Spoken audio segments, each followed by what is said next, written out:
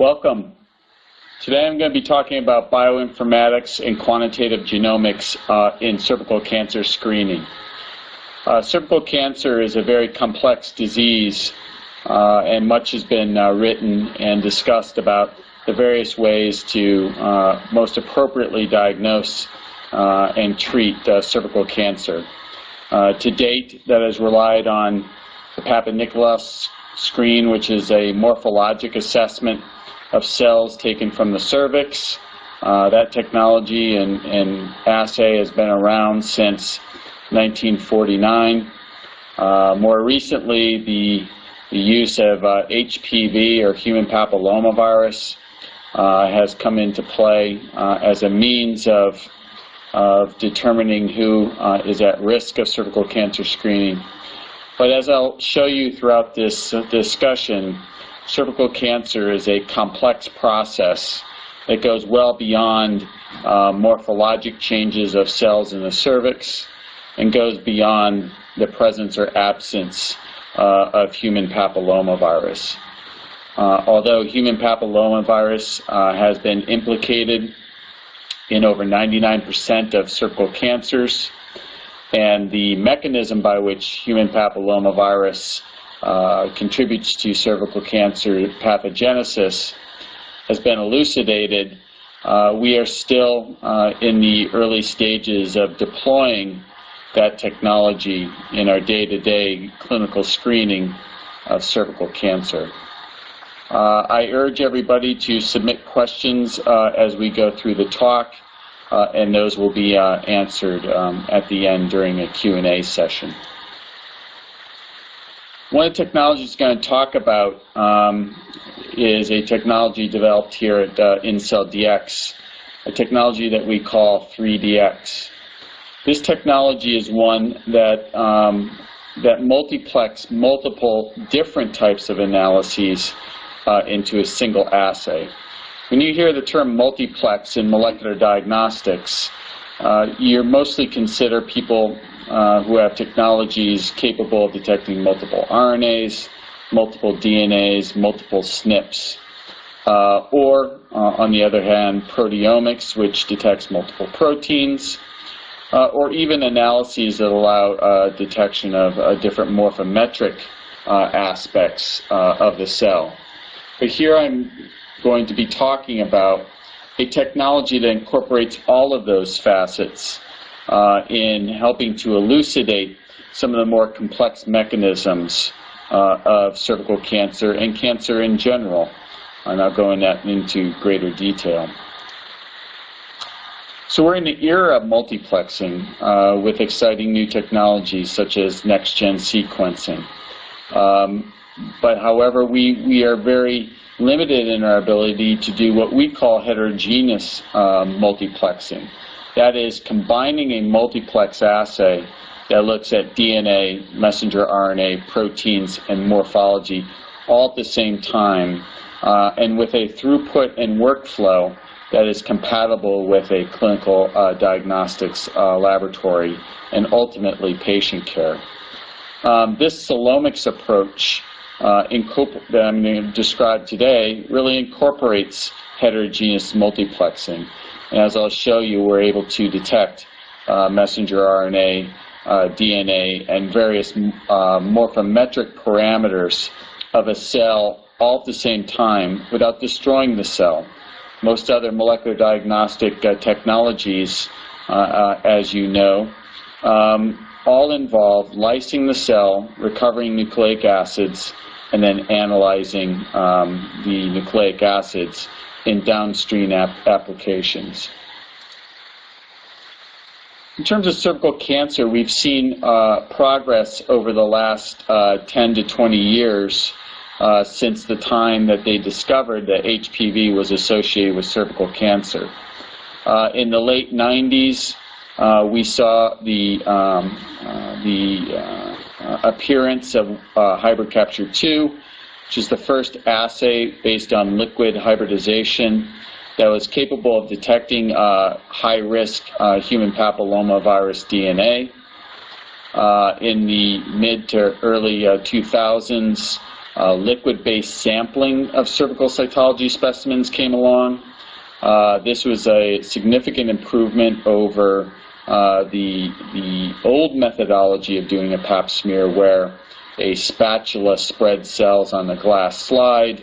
You were able to look at those cells morphologically, but do little else to that clinical sample. Liquid-based cervical cytology, as well as liquid-based cytology in other body parts for other cancers, has really allowed us to apply all the current molecular methodologies to a single sample type and perform a multitude of analyses, as I'll describe throughout this discussion. In the late 2000s and into 2010, we started to see HPV genotype come back into the picture. In other words, was there an importance in terms of the HPV type that was infecting an individual beyond just determining whether it was a high-risk type? Now, at that time, there was also a multitude of papers that came out to say that high-risk types all have the capabilities of producing cancer, and whether you have one type or another, how much value-added information does that give the clinician in an attempt to treat or triage that individual? What that left was a huge gap. HPV methodologies for cervical cancer screening are highly sensitive, with sensitivities over 90% for high-grade disease as determined by histology. However, the specificity in the range of 20 to 30% left the door open for a very high false positivity rate, clinical false positivity rate, which of course led to an inordinate amount of downstream invasive procedures such as colposcopy and biopsy to then determine exactly the treatment path in that particular patient. Along those lines, we developed an assay that quantified the E6, E7 messenger RNA. Now, when HPV was discovered to determine or to be associated with cervical cancer, it was also found that E6, E7 oncogenes, which are carried by the HPV genome, were also critical to the transformation of cells, the development of pre-cervical cancer lesions, and ultimately to cervical cancer. The other important aspect of pulling in a specific biomarker for cellular transformation is it took the specificity of our cervical cancer screening methodologies from the 20 to 30% range into the 85 to 95% range. Whereas you can now have a combination of tests to screen for cervical cancer that had an acceptable performance profile of 90+% sensitivity and 90+% specificity. This diagram and these schematics on the next few slides illustrate the mechanism by which HPV causes cervical cancer. HPV infects cells as a circular episome, resides in the cytoplasm, and for the most part, those cells with HPV infection get cleared over time by the immune system, especially in younger women. Under certain circumstances, the HPV genome integrates into the host chromosome. During integration, two genes are deleted in the HPV genome, one being the L1 gene, which I'll talk about in a moment, but most importantly, the E2 gene of HPV is deleted. What does that do? Well, E2 is a negative regulator for the oncogenes E6 and E7. So during integration and following E2 deletion, the HPV oncogenes are highly overexpressed, going from a copy or two per cell during a normal life cycle to over 500 to 700 copies per cell. And that's the event some of these newer technologies such as oncotect, or detecting in the cell. Now, following E6, E7 mRNA upregulation, the E6, E7 proteins are made, which bind to P53 and RB tumor suppressor genes. The inactivation of cellular tumor suppressor genes leads to cell cycle dysregulation and ultimately invasion in cervical cancer. Now, this mechanism, as you can see, is much more sophisticated than just the mere presence or absence of HPV. So we need to get beyond just determining whether or not you have an HPV infection if we really want to have tests that accurately diagnose and triage women with cervical cancer and precervical cancer lesions. As you can see in this slide, the molecular biology of HPV infection is quite extensive. The long and short of this slide is that in an uninfected epithelium, you get normal cycling of cells without the appearance of any oncogenes contributed by HPV. However, on the right side of this equation, when you see an infection by a high-risk HPV type, you have deletion of E7 and E6 oncogenes. You have release from cell cycle, you get progression, and eventually you get invasion. Now, this slide really elucidates what can be done with diagnostics. In this plot, this shows if you plot E6, E7 versus cell cycle or proliferation, that is being post G1 in the cell cycle, you can basically see three populations of cells. A population of cells that is E6, E7 negative, that's proliferating, population of cells that is E6, E7 positive but not proliferating, and then a population of cells that is E6, E7 overexpression and proliferating. And these actually define the different categories as seen in a pap smear or in a biopsy. That is normal cycling epithelium on the left in blue, a low-grade lesion which has early oncogene expression, but the morphology and the dysregulation of the cell cycle has not caught up with the overexpression of the oncogenes yet, so that lesion is still in its early stages. Then, of course, in orange, later stage lesions that result as the oncogenes are overexpressed. They knock out the tumor suppressor genes, and we see cell cycle dysregulation and proliferation.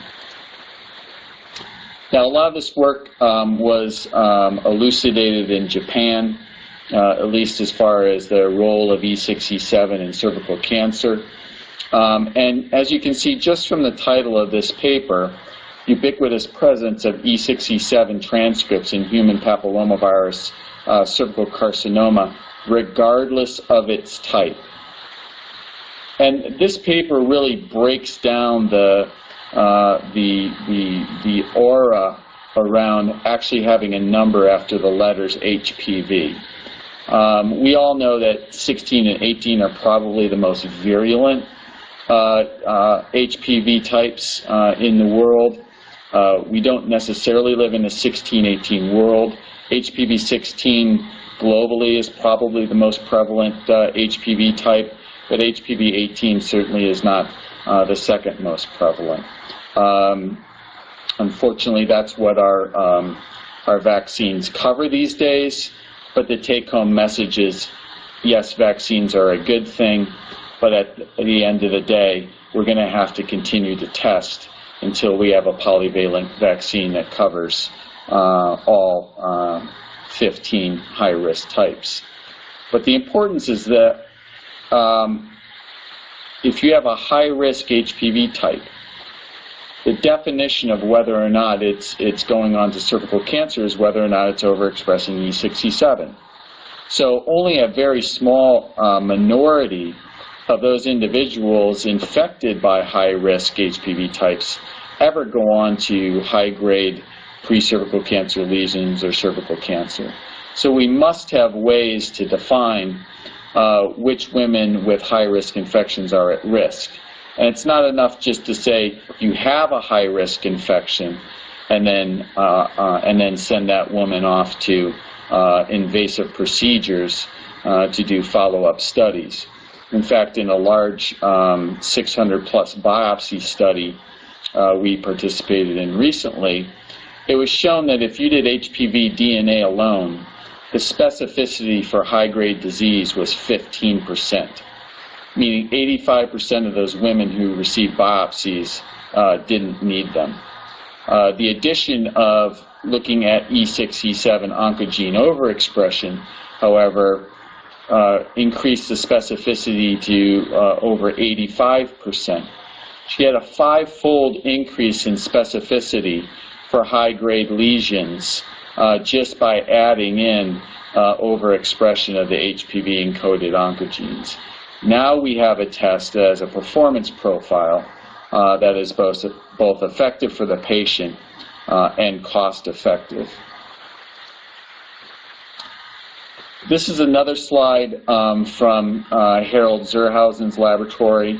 He won the Nobel Prize in 2008, not only for elucidating that HPV caused cervical cancer, but also the mechanism through E6, E7 by which cervical cancer was caused. And in these slides, you see in a low-grade lesion, there's only a few cells overexpressing E6, E7. This was in situ hybridization done on slides using radioactivity in the early 90s. But in higher grade lesions, such as SIN3, also called carcinoma in situ in some of the literature, you see a quantitative difference in the number of cells overexpressing E6, E7, as represented by the white dots in these figures. So the take-home message is cervical cancer screening is a quantitative exercise. It's not enough to provide yes-no answers. Yes, HPV DNA is there. Yes, high-risk HPV DNA is there. Yes, E6, E7 is there or not there. The key take-home to this is that you need to know how much E6, E7 is being expressed on a cell-by-cell basis, and how many cells in a cervical lesion are overexpressing E6, E7. And you can see this in the statistics comparing some of the common tests that are out in the market today, where you have the QIAGEN hybrid capture 2, Pelagic Cervista, the GenProbe Aptima, and then the InCellDX Oncotech, which actually quantifies E6, E7. They all have similar sensitivities for high-grade disease. The big difference is in the specificities and the positive predictive values. In other words, using oncogenes and biomarkers as a way to triage and diagnose individuals is really the way to go about detecting disease. In my teachings, I've always talked about viral commensalism. That is much like bacteria and the fact that we have E. coli all over our GI tract. We have viruses growing in our body right now. And, you know, the response to that from myself being a virologist is, who cares? They're viral commensals. The big question is that virus contributing to disease? And is that disease treatable, manageable, etc.? And in what time frame do we have to treat or manage? For instance, you know, a third of the people in this audience may have rhinovirus or coronavirus in their nose, 2 leading causes of the common cold. But I doubt we're going to go give everybody $800 worth of ribavirin to get rid of those viruses. So the fact is, we know viruses are there. The question is, are the viruses actually doing anything? Here's a big international study that showed the difference between quantification of E6, E7 in the red square, E6, E7 genotyping in the triangle, and HPV DNA in the diamond. This is an ROC curve with the ideal test being in the upper left-hand corner, and the Euclidean distance being a measure of test performance. And clearly, quantification of E6, E7 had the highest test performance of the three different types of tests available in cervical cancer screening for elucidating those who have lesions that are concerning. And as you can see by the star, the closer to the star, the better. That's the ideal test with 100% sensitivity and 100% specificity that we all like to achieve, even though to date we probably haven't achieved that with any test. Now, when you compare doing a quantification of oncogenes with the presence of or absence of other biomarkers, you can see the differences in sensitivities and specificities versus other various tests that are in the market. And some of them are slide-based, which means your workflow is going to be slower and obviously less throughput. Again, compared to doing 16-18 genotyping, E6, E7 quantification had much higher sensitivity for high-grade lesions with similar sensitivity, specificity, and positive predictive value. Now, what's the key differentiation of E6, E7 mRNA from just using HPV DNA in clinical diagnostics? Well, again, as I mentioned, in a study in the United States, in 600 biopsies, 87% specificity versus 15. There's no loss of negative predictive value. It works with the commonly used fixatives that are out in the market. That's critical. The other critical fact is it's going to help define the behavior of some of these lesions associated with cervical cancer. I think it's commonly thought that SIN2, which is a high-grade cervical cancer lesion, and SIN3, which is a high-grade lesion, all go on to cancer. But it's quite the opposite. About 50% of SIN2s regress, with only 5% going on to invasion. And surprisingly, 32% of what used to be called carcinoma in situ regress, with around 12% or slightly higher going on to invasion. So we have an opportunity lying within these statistics to do a better job of triaging which of these lesions by histology do we really need to worry about. And in terms of what we can do, we call this an Oncotech family tree. A standard Oncotech assay is capable of quantifying E6, E7 messenger RNA in cells from the cervix. 3DX were capable of quantifying E6, E7 plus doing cell cycle analysis. Oncotech 3DXM were also capable of looking at morphology in addition to cell cycle parameters and oncogene overexpression, and looking at morphology in suspension, so not having to make a slide. The majority of the time spent in cervical cancer screening is making and reviewing slides. It's also extremely labor-intensive and costly. However, we now have technology where we can actually look at the morphology while the cell's in suspension. In addition to that, we're able to do all these different parameters. That is, quantify E6, E7 messenger RNA, look at the nuclear to cytoplasmic ratio, which is probably the leading parameter that pathologists look at on a cytology slide. We can now provide an objective digital estimation of nuclear cytoplasmic ratio without some of the subjectivity that's introduced during cytology. We can directly measure nuclear area. We can look at nuclear contour. We can look at mean corpuscular volume, which is a measurement of cell volume. We can look at the G1% of the cell cycle, the post-G1% of the cell cycle, whether there's infiltrates of polymorphonuclear neutrophils. And another interesting parameter in cervical epithelial biology is the nucleated to pycnotic cell rate. As squamous cells mature through the epithelium, they tend to lose their nuclei. That's the normal state. In the abnormal state, obviously that's altered, and we don't see the loss of nuclei in a typical normal epithelium. So maybe that's a parameter that can be exploited to do a better job of high throughput determination of high-grade disease.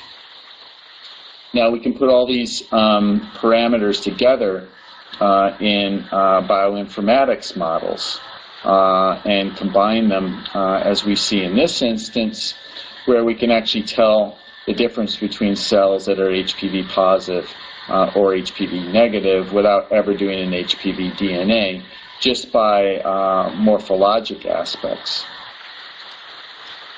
In addition, we can also say, using morphometric measurements, here we see the combination, and going back to what I was talking about is about heterogeneous multiplexing.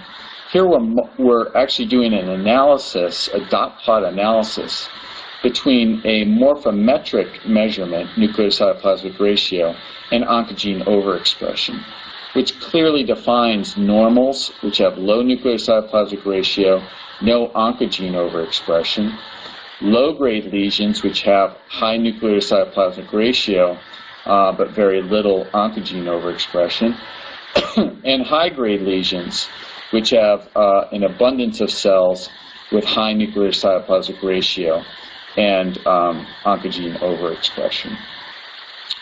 What's great about some of the current instrumentation is that we can then click on this population represented in a numeric dot plot and say, what do those cells look like? And as we can see here, they look normal. So this is a typical squamous cell, which has a lot of cytoplasm, small nucleus, no oncogene overexpression, round regular nuclei. Or we can look at these high-grade cells, if we wish, and see bizarre shapes, E6, E7 overexpression, pleomorphic, inconsistent nuclei that's characteristic of cancerous and precancerous cells, all on an automated instrument, all done in 3.5 hours without the use of slides. And again, this is just some actual raw data. This is a normal sample. We see no oncogene overexpression up here in this quadrant. We see normal appearing squamous cells.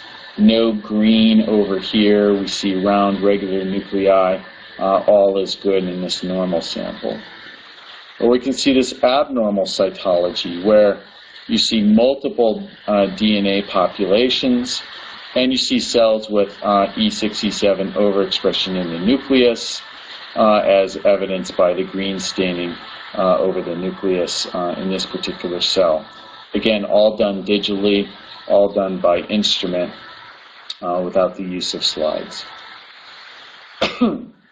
When we do this and look at this in three-dimensional space, using those parameters, we can clearly define these blue cells, which are normal cells, versus these red cells in the upper part of this three-dimensional graph, which defined high-grade cells. And so, without ever looking at a slide, we can distinguish those two different states of disease and normal.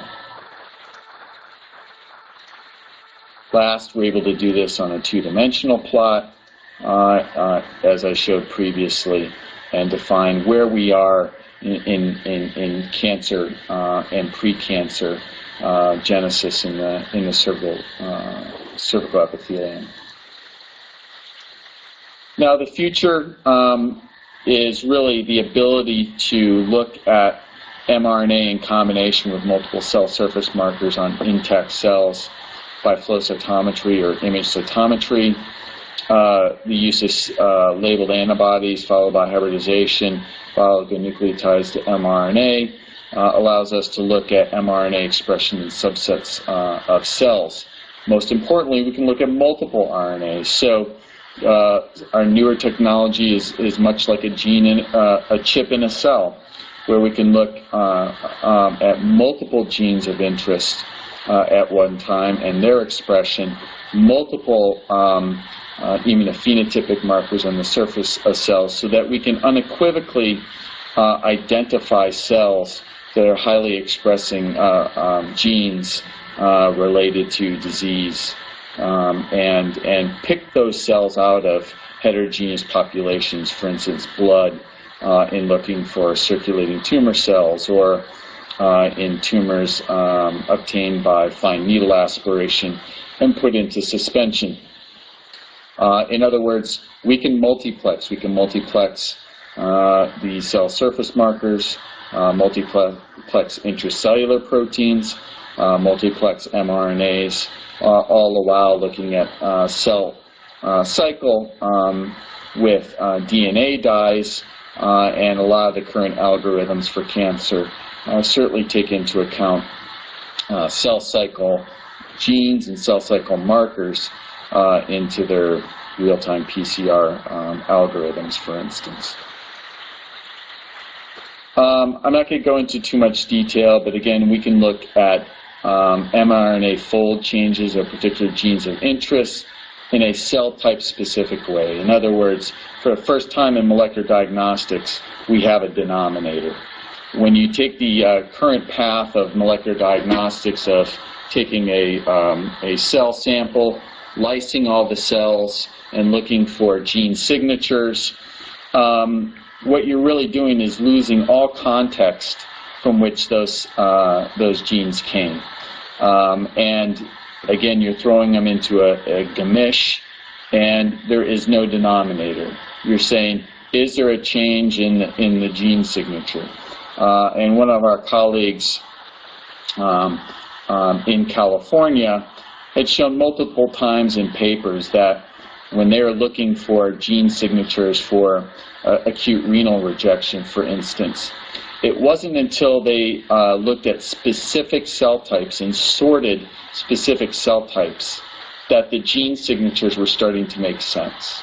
If you threw all the different cell types in blood together, what you really got was a gamish that clouded many of the signatures indicative of disease. So I can't emphasize enough our philosophy of needing a denominator that makes sense while doing molecular diagnostics.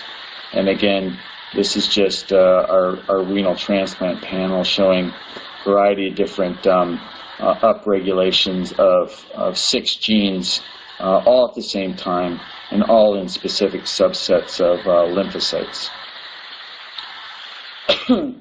In conclusion, the upregulation of these various RNAs are very, very different depending on the cell type. It's important to know what cell types you're looking at. For instance, if you're looking at rejection, certainly CD8s and CD4s are going to be an important part of cell-mediated immunity. And within those cell populations, or even subpopulations of those cell types, is where we're really going to see the gene signatures and differences in gene expression. With that, I'll conclude by saying that biomarker discovery is rapidly moving with a variety of different detection platforms. We're all for that. Recent reports suggest that only a small population of all the genes in a human genome contribute to disease. So, why continue to look for whole genomes? And more robust platforms with high throughput and fast turnaround times, the more limited number of targets, regardless of whether they're mRNA, protein, or DNA may be clinically preferred and more cost-effective while managing disease. And with that, I'll conclude and enter into the Q&A and answer any questions. Thank you very much.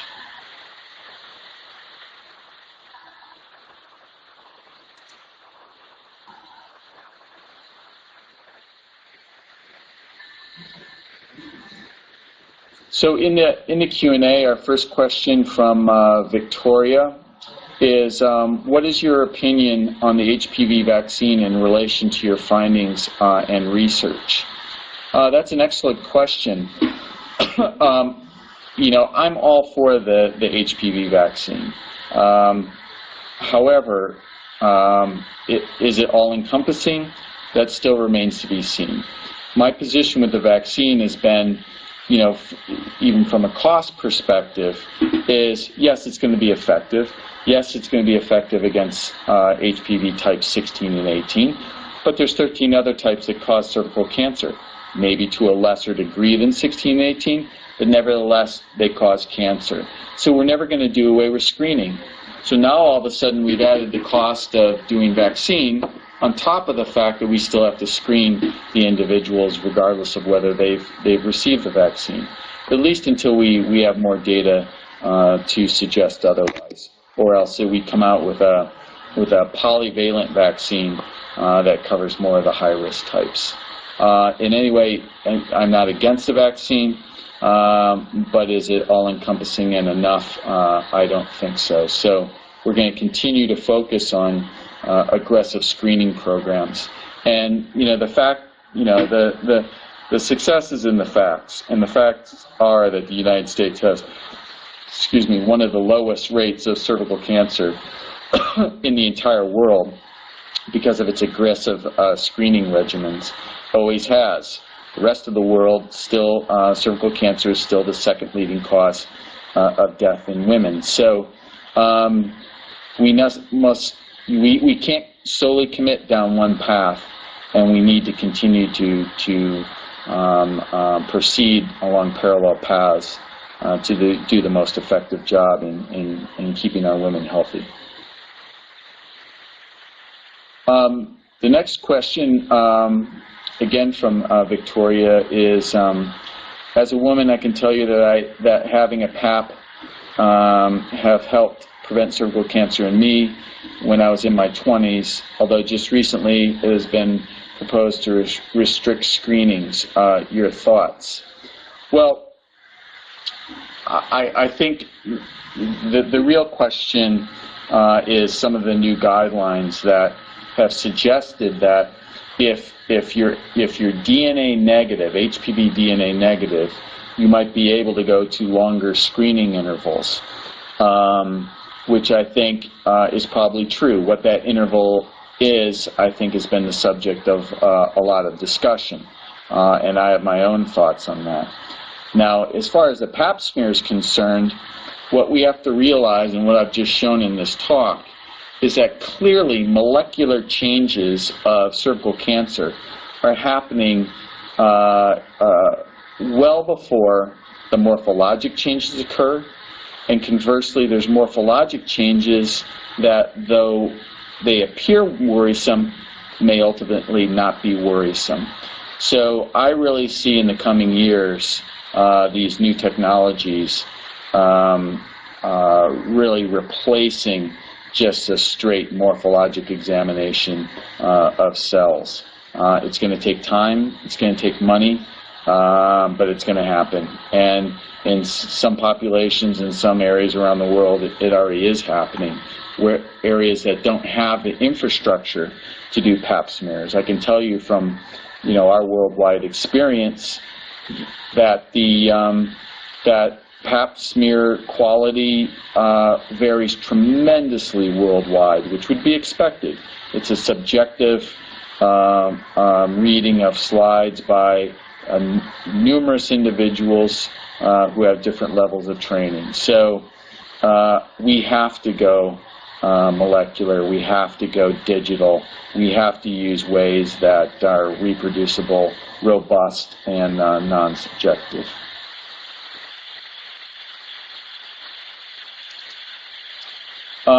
This other question from Linda, what is the rationale of multiplexing different molecular types?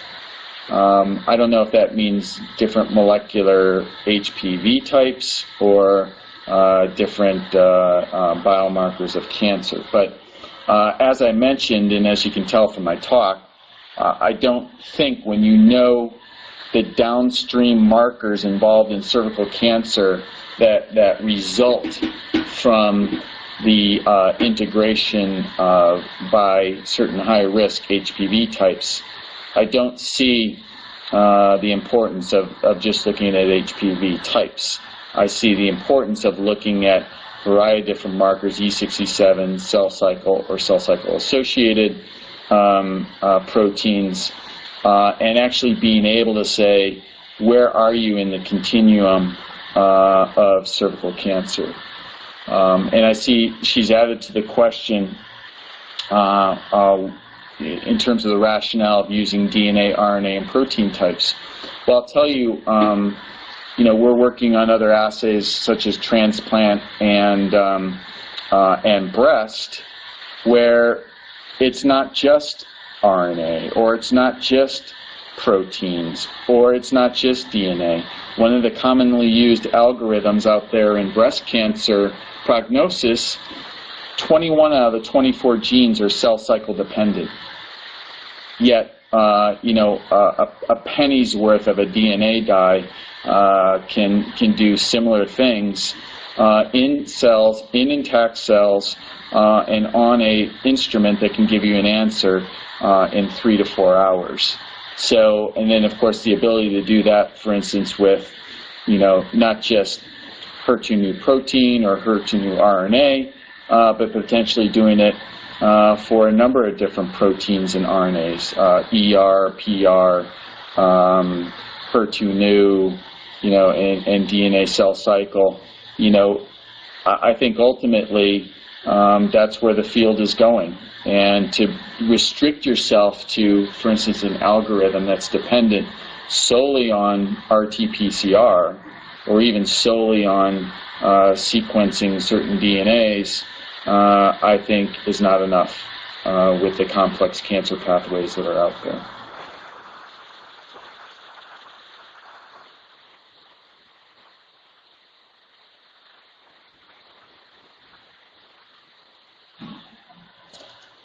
The next question from Prakash is any epigenetic biomarker related to cervical cancer that your lab has come across?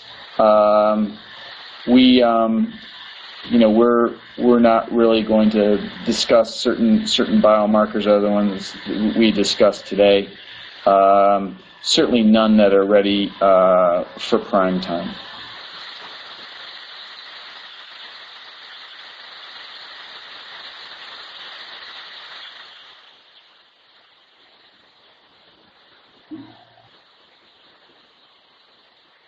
Any other questions?